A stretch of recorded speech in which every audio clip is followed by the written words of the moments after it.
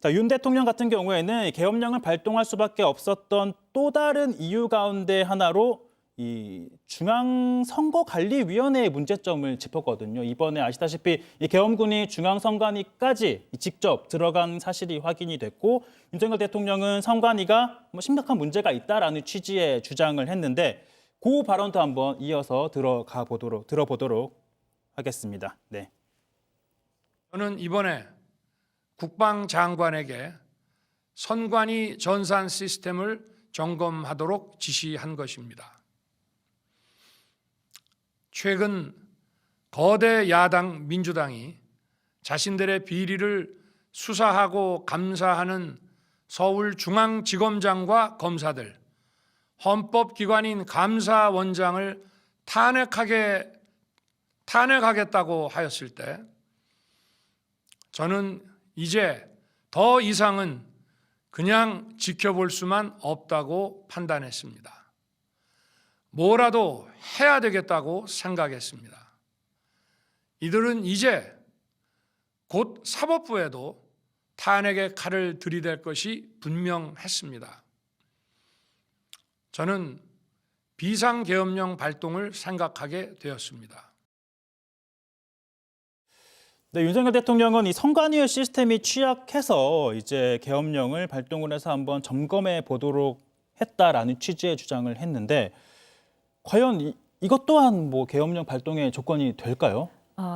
이게 선호가 바뀐 것이죠. 네. 그러니까 예를 들어 진짜로 전시사변 또는 이에 준하는 사태, 예를 들어 뭐 북한과의 국지전이 있었다거나 뭐 이렇게 해갖고 비상계엄 상황이어가지고 비상계엄을 선포를 했는데 그 와중에 어떤 선관위에 그런 문제가 발견이 돼서 그 김에 뭐 수사를 한다든지 서버를 점검한다든지 이런 거는 몰라도 선관위의 어떤 그런 그 전산 시스템의 문제를 해결하기 위해서 비상계엄을 선포했다는 것은 정당화되기 어려운 이유라고 보입니다.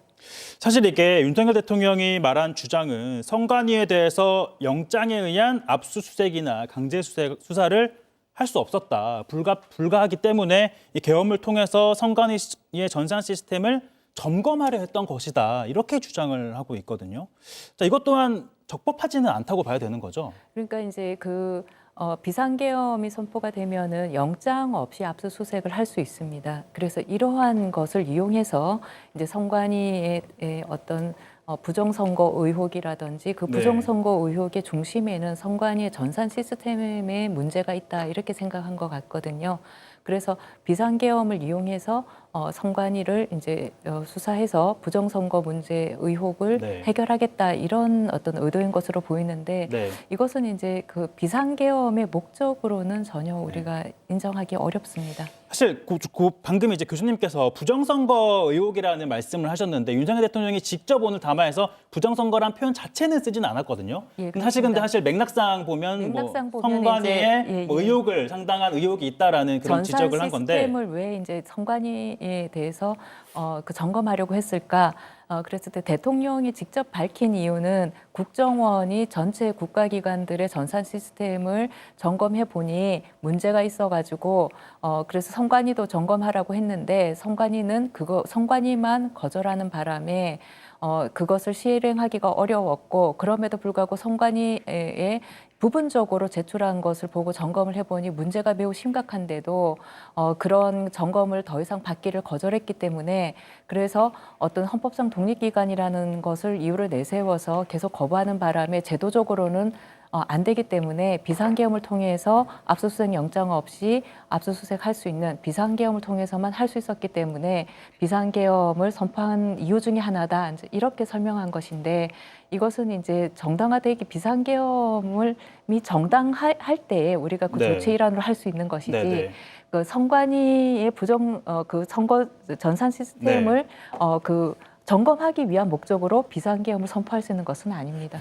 일단 영장 없이 압수수색 등을 할 수 있기 때문에 계엄령이 내려지면 가능하기 때문에 할 수 있지만 그 계엄령 자체가 위법했기 때문에 위헌이기 때문에 그러한 비상계엄 선포의 어떤 합헌성을 전제로 한 그런 조치들은 다 위헌이다 이렇게 판단됩니다. 알겠습니다. 이제 방금 이제 교수님께서 그렇게 해석을 하시고 분석을 하셨지만 윤석열 대통령이 선관위의 시스템에 문제 제기를 한 것, 의혹을 제기한 거는 사실상 뭐 과거 있었던 이제 소위 말하는 뭐 보수 유튜버들 사이에서 제기가 됐던 뭐 선거 조작 의혹을 좀 확인해 보려고 했던 그런 취지 아니었느냐 이런 해석이 가능해 보이는데 윤석열 대통령은 선관위가 뭐 수사에도 협조하지 않고 뭐 조사에도 협조를 하지 않기 때문에 어쩔 수 없이 계엄을 통해서 이제 강제로 한번 들여다 보려고 했던 것이다라고 주장을 하고 있거든요.